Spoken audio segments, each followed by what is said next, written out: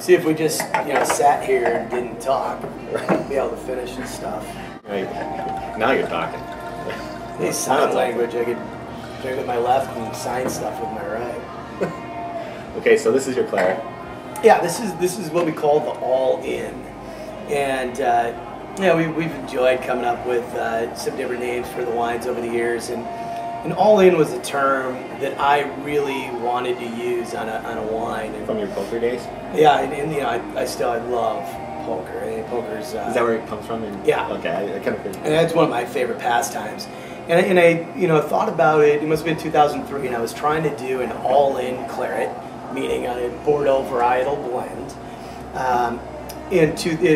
from the 2002 vintage. And in 2002, we had all these just really killer wines. The Terralaga Cabernet was its first year, which was awesome.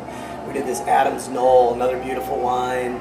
We were doing Robert Young Merlot at that point. We had Sarah Block, all these great wines. And then the Petit Verdot was rocking. And so, this is the year. I got all these killer wines. I'll come up with a blend of them, and it'll be all in.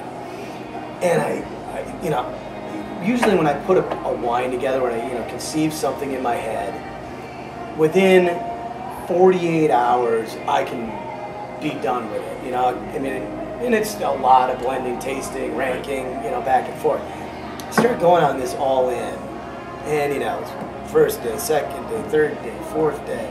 And then I had some sales guys from around the country come out, and I invited them to sit down with me, because that's something fun to experience if it's not something to do every day. And going through, and at the end, I decided if it was that hard to do, I shouldn't be making it. So I didn't do it in 02, because it just wasn't working. I mean, I had all these killer wines, but I couldn't make them mesh. Right. And so dropped it, and then came back with it and started in 03. We started doing the all-in. And so, I've taken some of my favorite Cabernet. So why did it work in 03 and didn't work? What? Like that, because that's what I was really working with at that time. I mean, now I'm starting to use a little bit of Malbec. Okay. But that's what I had was Merlot, Merlot, Petit Verdot, and Cab. Okay. And I had some Cab Franc, but it really wasn't suitable for this style that I was going for. And the all-in term, you're fully committed to the pot. Right. And so I think, I try to make it so it's a little softer, so it's going to go more, filet mignon. You don't need a, great marbled ribeye steak. No, but this actually makes me think of like a New York strip. Yeah. Peppered New York strip on the grill.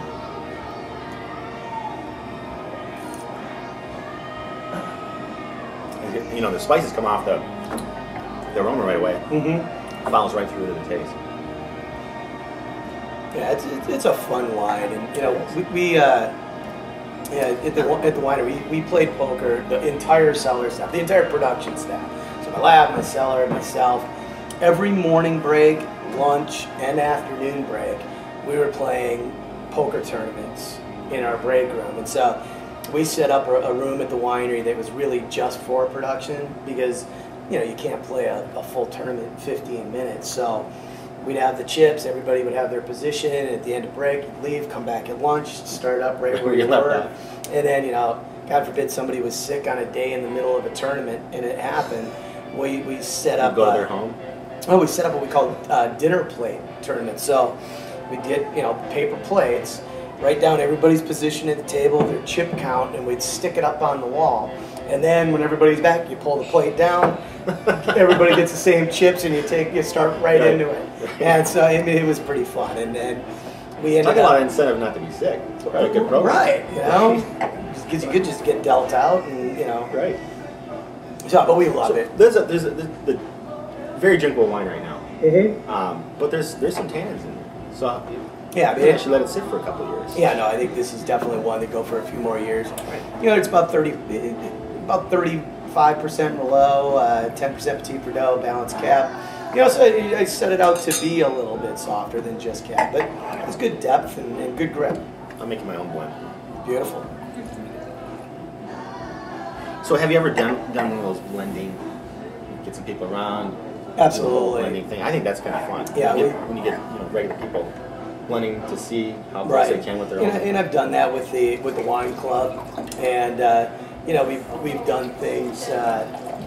You know, I did a Chardonnay, and I had French oak, Minnesota oak, and a neutral oak barrel, and then let the wine club come in, and they taste each of them, and then let them go make their own bottle of wine. Right. However they wanted, you know, if they wanted all Minnesota or all, I mean, they could do 100% of one of them if they wanted, but you know, everybody loves to blend. Right. And made their own bottle of wine, corked it, put their own label on it, and they Send take it it on. That's nice. And we've done that with the reds as well, which is, you know, it's fun. Very nice.